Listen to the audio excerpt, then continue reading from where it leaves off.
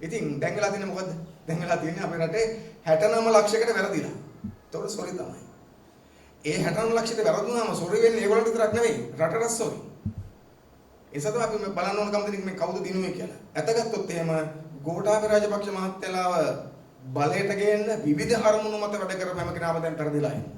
ඒ අර්ථයෙන් ගත්තොත් මම හිතනවා අපේ රටේ පෞද්ගලික කාලේ ඒ දේශපාලන පරාජයට පත් නොවෙච්ච එක බලවේගයයි තියෙන්නේ. ඒක තමයි ජනතා විමුක්ති පෙරමුණ ජාතික ජන බලවේගයත් එක්ක සම්බන්ධ වෙච්ච අය පරාජයට පත් වෙනවා. මෙතන ඉන්න කවුරුකක් පෙරදිලා නැහැ.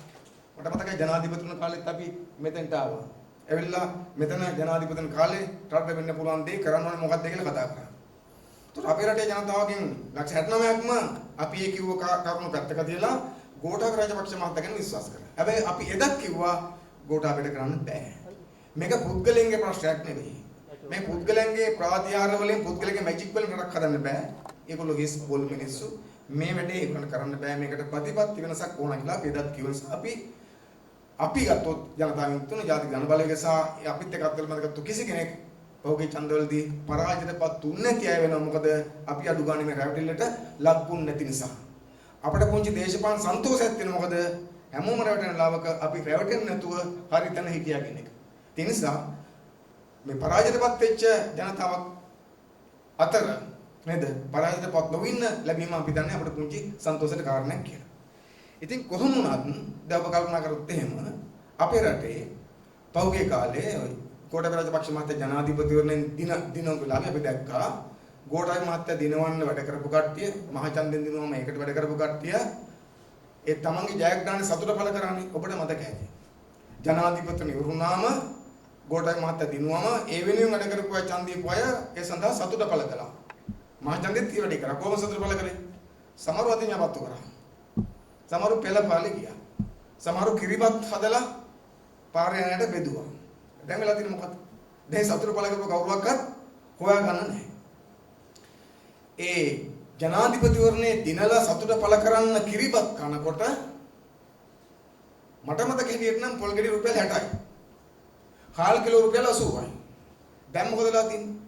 කිරිබත් කාලා අවුරුද්දක් යනකොට දැන් පොල් ගෙඩි රුපියල් 100 පැනලා හාල් කිලෝ රුපියල් 110යි 20යි පැනලා. කියන්නේ කිරිබත් කන්නත් බැරි කරලා තියෙන ඊට පස්සේ ගෝඨාභය රාජපක්ෂ මහත්තයා. එනිසා මේ ගෝඨාභය රාජපක්ෂ මහත්තයලා දිනවන්න වැඩ කරපු හැම කෙනාම ගෝඨාභය මහත්තයලා පරද්දලා තියෙන්නේ. අපි දන්නවා පොගේ ජනාධිපතිවරු සමහරු ගෝඨාභය මහත්තයලා ඡන්දෙ දුන්නා මේ ආණ්ඩුවට ඡන්දෙ දුන්නා ආර්ථිකය හදාවි කියලා විශ්වාස කළා. ආර්ථිකය හදාවි සහන දේවි තම තමට මොනවද සහනයක් ලැබෙවි කියලා විශ්වාස කරලා දුන්නානේ. ඒගොල්ලන්ට දැන් මොකක්වත් ආර්ථිකය හැදිලත් නැහැ සහනත් නැහැ නිසා ඒගොල්ලෝ පෙරදිලා තියෙනවා. සහෝදරවරුනි අපේ රටට ආදායම් මාර්ග නැතිලා තියෙනවා. අපේ රට වත්කම් උපයන්නේ නැති රටක් බවට පත් වෙලා තියෙනවා. මේ තත්ත්වයටපත් කරේ විශේෂයෙන්ම අවුරුදු 73ක් තිස්සේ මේකේ ආව විශේෂයෙන්ම 1978න් පස්සේ ආවා. 1978න් පස්සේ අනුගමනය කරපු ආර්ථික ක්‍රමය තුල ලංකාවට ආදායම් ලැබෙන තිබිච්ච අපේ කියලා අපට කඩපුරා කියන්න පුළුවන්කම දීච්ච ආයතන දේපල නේද කර්මාන්ත ගොවිපළ ගණනාවක් පහුගිය ආණ්ඩුව විටින් විට එක්ක විකුණා නැත්නම් බැහුවා. ඔබ කල්පනා කරලා බලන්න. 1977 වෙනකොට ලංකාවේ ආණ්ඩුව සතුව කර්මාන්ත පද්ධතියක් තිබ්බා. සමාජවාදී රාජ්‍ය පද්ධතිය අපට ලබා දීපුවා. මොනවද තිබුණේ අපිට? ඔරුවල වාහනේ කම්මල, කැලණියේ ටයර් කම්මල, ඊට පස්සේ තුල්ලිරිය පේ කම්මල, වේයන්ගොඩ පේ කම්මල, ඊට අමතරව ගත්තොත් එහෙම කන්තලේ සීනි කම්මල, ඊට පස්සේ ගාල්ලේ ගින්තොට තුනිලෑලි කම්මල, ඒ වගේ කර්මාන්තශාලා රසක් තිබ්බා අපිට ඒ කාලේ අපි සතුව ආණ්ඩුව සතුව. ඊළඟට ගොවිපළ ගණනාවක් තිබ්බා අපි සතුව. පස්සේ මොකද කරේ? ඊට පස්සේ ආපු ආණ්ඩුව එකින් එක මේවා වික්කා නැත්තම් බැහුවා. ඒ නිසා දැන් රජය සතුව ආණ්ඩුව සතුව රට සතුව එකම කර්මාන්තශාලාවක්වත් නැහැ. ඔක්කොම එක්ක වහලා විකුණලා තියෙනවා. ගොවිපළවල් වහලා තියෙනවා. ඊට පස්සේ යැපෙන්නේ මොකෙන් දැන්? පෞගේ කාලෙත් තිස්සේ ආදායම් මාර්ග නැහැ, නිෂ්පාදන මාර්ග නැහැ, වත්කම් උපයන මාර්ග මොකක්වත් නැහැ. සා ණයට කන්න පටන් ගන්න තියෙනවා. සා පෞගේ අවුරුදු 40ක් තිස්සේ මොකද කරලා තියෙන්නේ? ණයට කන ආර්ථිකයක් පවත්වාගෙන ගියා. ණය ගන්නවා නාස්ති කරනවා, ණය ගන්නවා නාස්ති කරනවා. අපි හැමදාම කිව්වා අපේ ප්‍රශ්නේ ණය ගන්න එක නෙවෙයි. රටකට ඕන ණය අරගෙන රටක් හදන්න පුළුවන්. මේ කළා තියෙන්නේ මොකද්ද? ණය අරගෙන රට හදන්න නැහැ. ණය අරගෙන ඒ ණය නාස්ති කරලා තියෙනවා. ණය නාස්ති කරලා තියෙනවා. ගත්තු ණය වලින් නිෂ්පාදන මාර්ග දිනු කරලා නැහැ. ගත්තු ණය වලින් රටට ආදායම් ලබන කිසි මාර්ගයක් හදලා නැහැ. ඔක්කොම කරලා තියෙන මොකද්ද? නාස්ති කරන දේවල් කරලා තියෙනවා. මම උදාහරණ දීපේකන මේ නාස්ති ගැන කියන්නේ. දැන් හම්බන්තොට වරාය හැදුවා ගතන්නේ. වරායක් වුණ අපිට. හැබැයි හදාගත්තා ආදායම ගන්න බැරි වුණා. ඒ නිසා මොකද සිද්ධ වුනේ? හම්බන්තොට වරාය හදපු ජීන්නුන්ටම අවුරුදු 9කට දෙන්න සිද්ධ වුණා. ඊට පස්සේ ගත්තොත් දැන් මේ දවස්වල මම හිතන ඔබට මතකයි මේ ප්‍රතිපත්ති තාමත් යන්නේ මේගොල්ලෝ. මොනවද? හොරකම් කරන්න පුළුවන්, වංචා කරන්න පුළුවන්, කොමිස් ගහන්න පුළුවන් ව්‍යාපෘති වලට කැමති. කර්මාන්ත වලට වඩා. දැන් මේ ඔබ ප්‍රවෘත්ති බැලුවොත් මම දන්නේ නැහැ මේ පහුගිය දවසක ප්‍රවෘත්තියක් තිබ්බා. මහින්ද රාජපක්ෂ මහත්තයාව සිහිපත් වෙන්න මහින්ද රාජපක්ෂ මහත්තයාගේ නමෙන් රත්නපුරේ හදන්න යනවලු කුළුණක්. මොන කුළුණක්ද? මැණික් කුළුණ කියලා කුළුණක්. දැන් ඔය කුළුණ හදන්නේ දේශියාච්චිගේ මැණික් මල්ලෙන් නම් අපිට ප්‍රශ්නයක් නැහැ. අර ඒ දවස්වල තිබුණ කතාවක් මේ දේශියාච්චිගේ මැණික් මල්ල කියලා.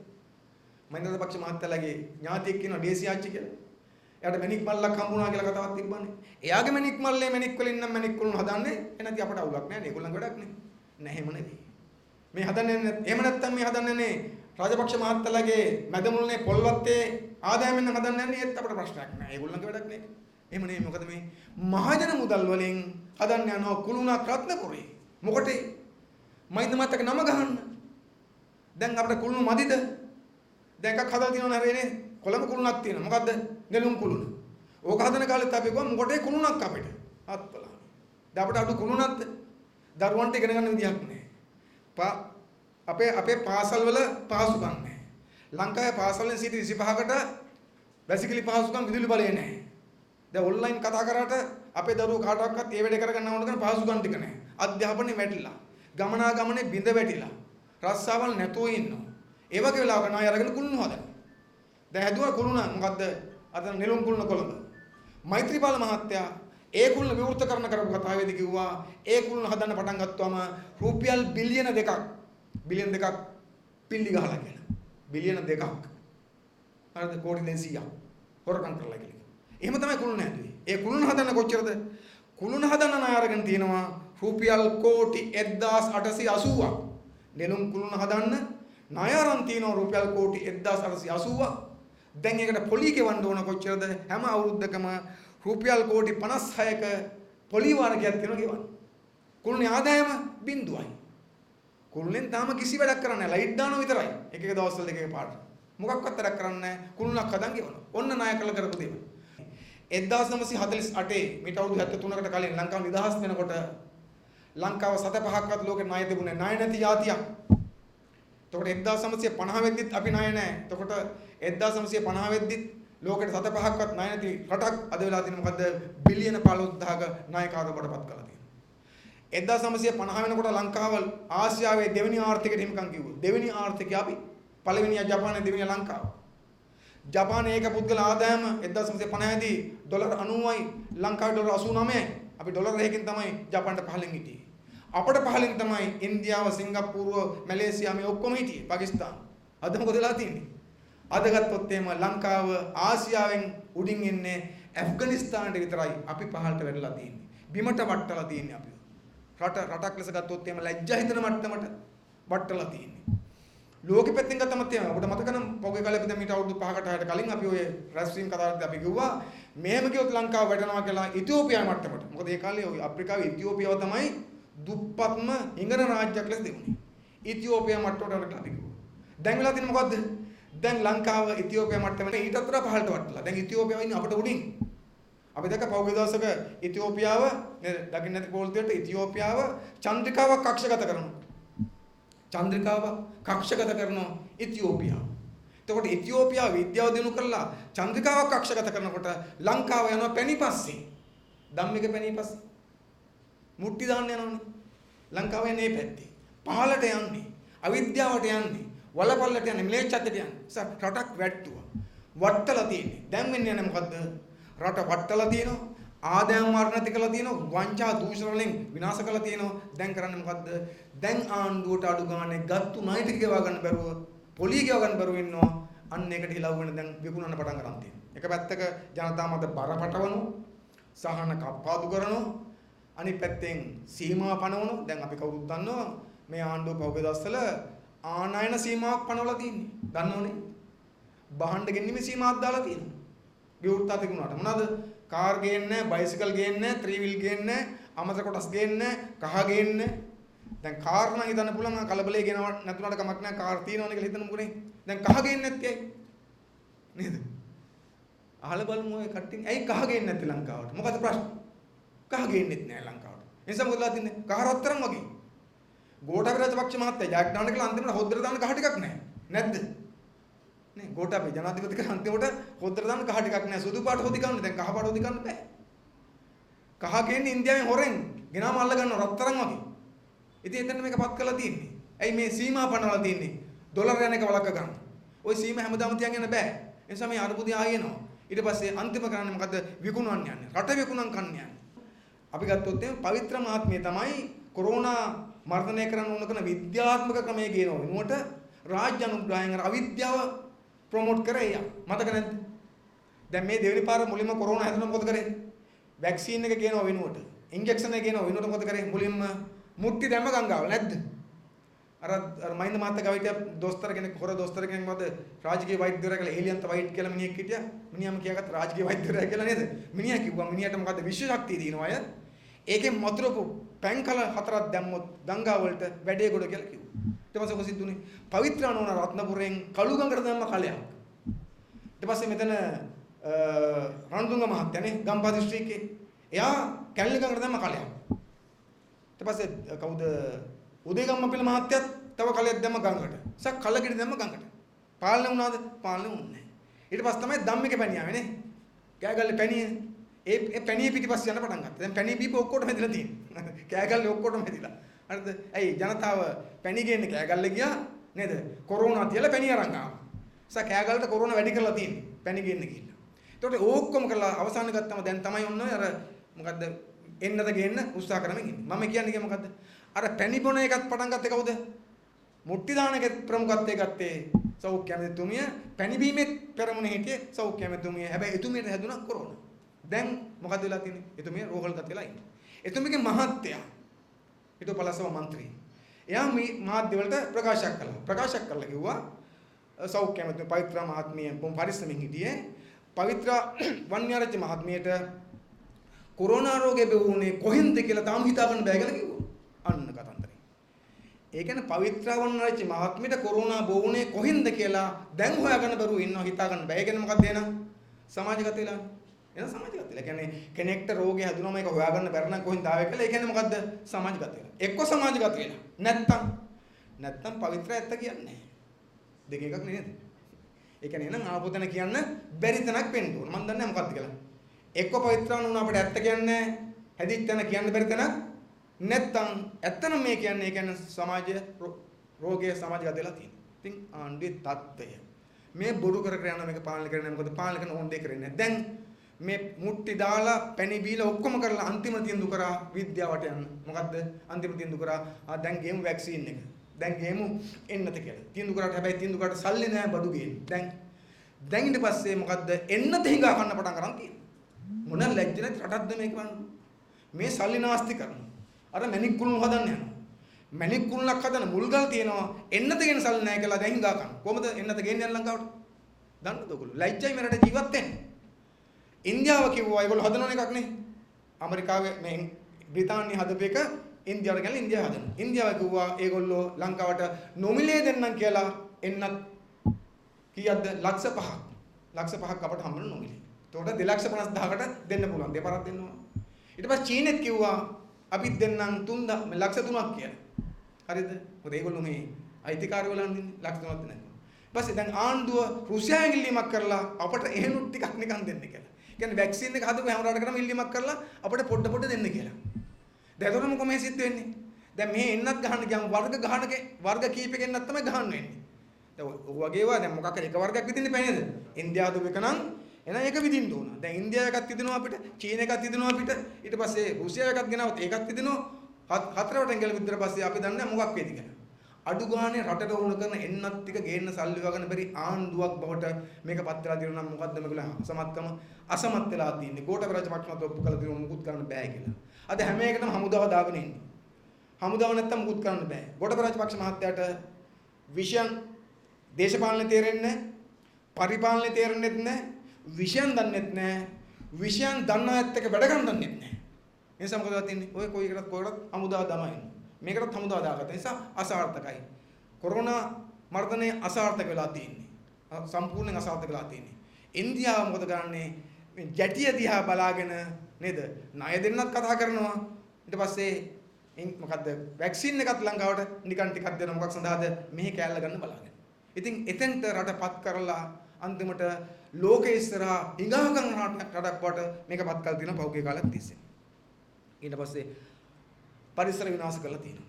අවිද්‍යාව පතුල දෙන. දැන් ජනතාවක් ආණ්ඩුවක් ජනතාව අඳුරෙන් ආලෝකයට ගේන්න එපා. අවිද්‍යාවෙන් විද්‍යාවට ගේන්න එපා. මිත්‍යා යථාර්ථයට ගේන්න එපා. වෙලා තියෙන මොකද්ද මේගොල්ලෝ ආලෝකයෙන් අඳුරට ගෙනියනවා. විද්‍යාවෙන් අවිද්‍යාවට ගෙනියනවා. යථාර්ථයෙන් මිත්‍යාවට ගෙනියලා මිත්‍යා වාස්‍ය තමයි ජනතාව තියන්නේ. මොකද ඒගොල්ලෝ ලේසි එහෙම තිබ්බට පස්සේ. ඔතනට වෙලා නිසා ආණ්ඩුව අසමයි. මේ ආණ්ඩුවේ මේ தত্ত্বය මේ නායකයන්ගේ தত্ত্বය අපි තේරුම් ගන්න. මොකද අපි හැමදාම කිව්වා අපේ රටේ ජනතාව හිතන් ඉන්නවා කවුරු හරි වීරයෙකුට රට බාර දීලා අපේ ප්‍රශ්න දාන්න පුළුවන් කියලා. එහෙම වෙන්නේ නැහැ. ජනතාවට ප්‍රශ්න වැඩි වුණාම දුක වැඩි වුණාම ගැටලු වැඩි වුණාම ජනතාව මොකද ගන්නෙ? වීරයෙක් හොයනවා තමන්ගේ ගැලුම් කරව හැටියට. අපි කියනවා වීරෙන්ට කොන්ත්‍රාත් දීලා මේක කරන්න බෑ. මොකද එහෙම වීරයෝ නැහැ ඇත්ත ජීවිතේ. ওই චිත්‍රපටි වල හිටියට එහෙම වීරයෝ ඇත්ත ජීවිතේ එහෙම වීරයෝ නැහැ. දේසන් කුමාරවරු කියලා වර්ගයක් එන්නේ නැහැ. ඒ බොරු කතන්දර. මේක සුපර්මෑන්ලා ස්පයිඩර්මෑන්ලා රම්බෝලා වගේ කට්ටිය නැහැ. හරි එහෙමයි හොයන්න එපා. ජනතාවගේ ප්‍රශ්නේ ජනතාව එකතු වෙලා බේර ගන්න ඕන ප්‍රශ්නයක් මේ තියෙන්නේ.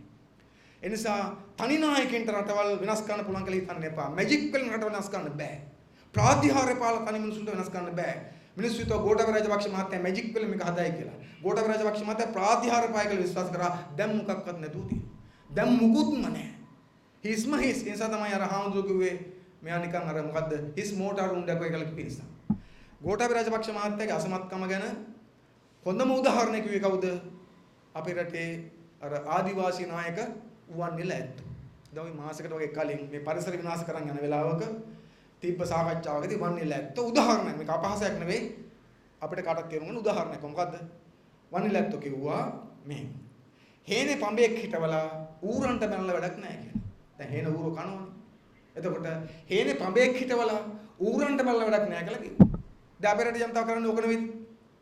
නේද? මේ රට කියන්නේ හේනක් කියලා හිතුවොත් අපි හේනේ පඹයක් හිටවලා හතර වටෙන් කඩාපැන ඌරන්ට බැනබන ඉන්නවා. හරි. ඉන්දියාවෙන් ඌරෝ පයින්නවා, චීනෙන් ඌරෝ පයින්නවා, වල් ඌරෝ පයින්නවා මේකට. හැම එකම මේක කනවා. එතකොට මොකද කරන්නේ? අපි ඌරන්ට බයින්නවා. වෙලා දින්නේ මොකද්ද? අපි හේනේ හිටවල දින්නේ කවද? පඹයක් හිටවල දින්නේ. පඹෙන්ට ඌරු පන්නන්න බෑ. දැන් ඉන්ස අපි කියන්නේ මොකද්ද? දැන් ඔකට උත්තරේ මොකද්ද? පඹය මාරු කරන එකද? නෑ හරියන්නේ නෑ. පඹය මාරු කළා හරියන්නේ නෑ.